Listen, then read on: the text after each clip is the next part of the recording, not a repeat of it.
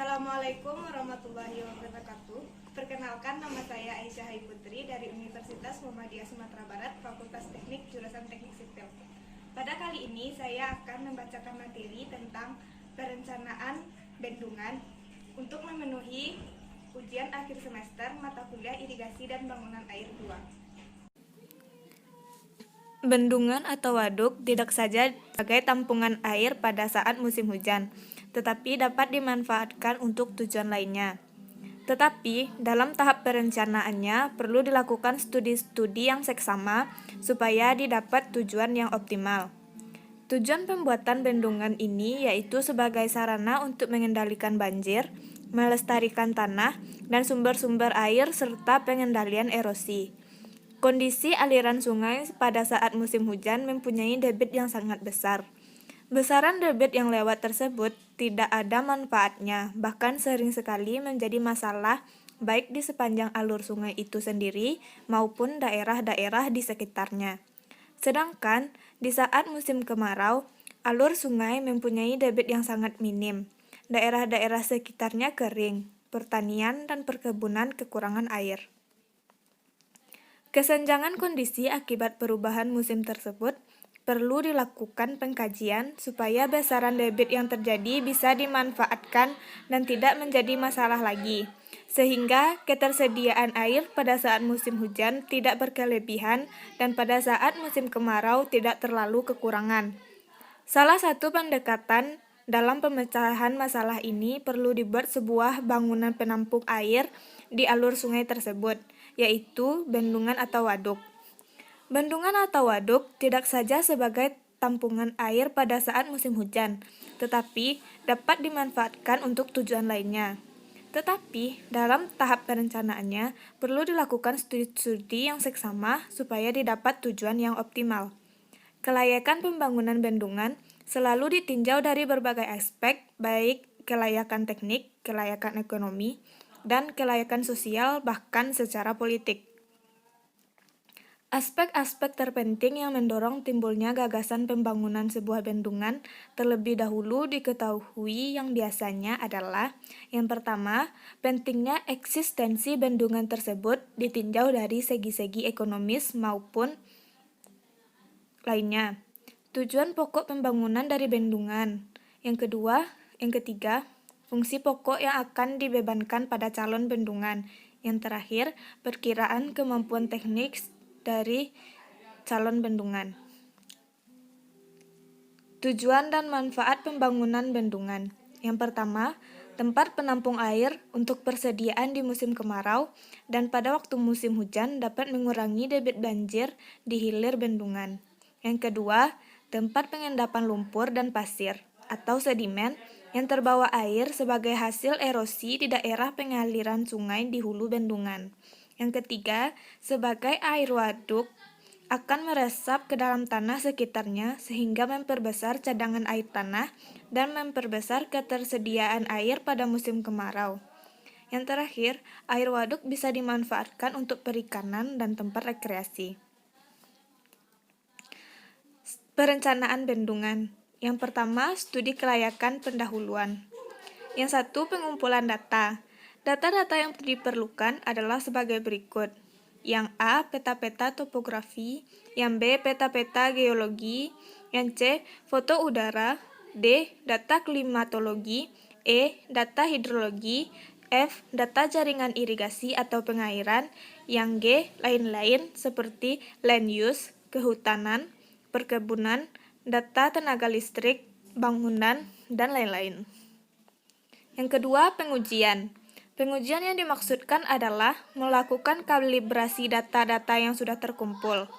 Pada hakikatnya, data-data yang terkumpul tidaklah semua dapat dipercaya dan langsung digunakan, sehingga perlu dilakukan pengujian tingkat keandalannya.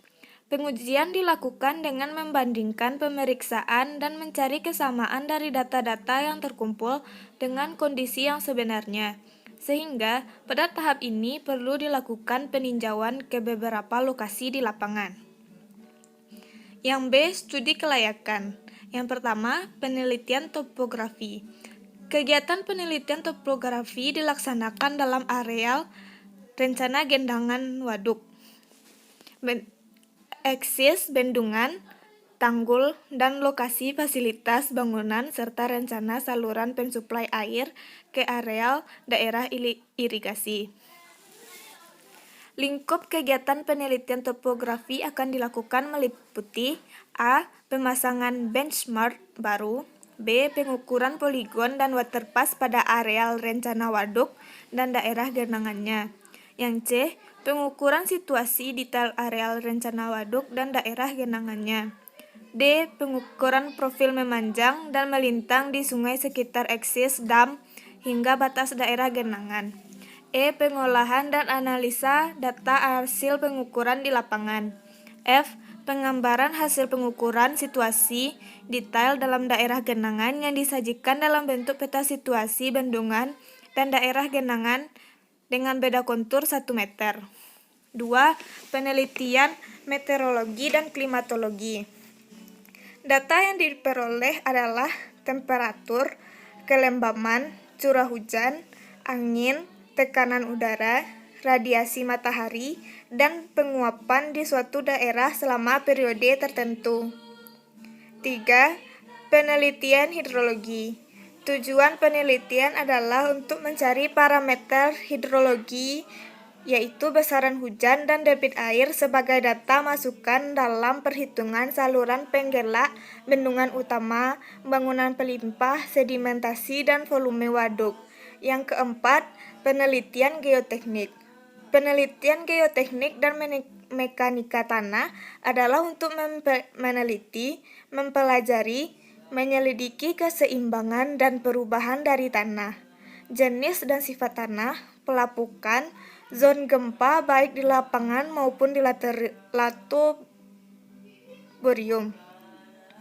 Data-data yang didapat dari hasil penelitian geoteknik dan mekanika tanah tersebut akan dapat menentukan eksis bendungan, tipe dan bahan bendungan serta parameter-parameter lain yang akan digunakan dalam menghitung pondasi dan stabilitas. Yang kelima, penelitian sosial ekonomi. Kegiatan penelitian sosial ekonomi meliputi pengumpulan data sekunder sosial ekonomi untuk memberi gambaran kondisi yang ada dalam wilayah studi.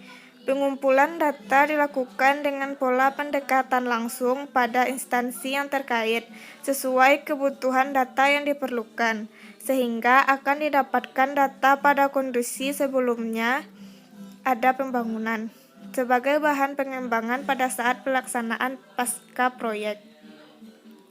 Yang C. Perencanaan teknis. Yang 1. Analisis hidrologi. Analisis hidrologi yang dihasilkan dan sebagai informasi data perencanaan hidraulik dari bangunan akan dibuat adalah A. Evapotranspirasi, B. Infiltrasi, C. Curah hujan, D. Ketersediaan air, E. Kebutuhan air, F. Debit banjir, G. Patokan rancangan, H. Volume genangan, I. Sedimentasi. Yang kedua, analisis hidrolik, yaitu A. Saluran penggelak, B. cover dam, C. Main bendungan. Yang ketiga, perhitungan stabilitas. Yang keempat, bangunan pelengkap, yaitu A. Bangunan pelimpah, B. Bangunan penyadapan. Yang kelima, penggambaran. Hasil perhitungan dari perencanaan bendungan di atas ditransformasikan ke dalam bentuk gambar dengan skala tertentu.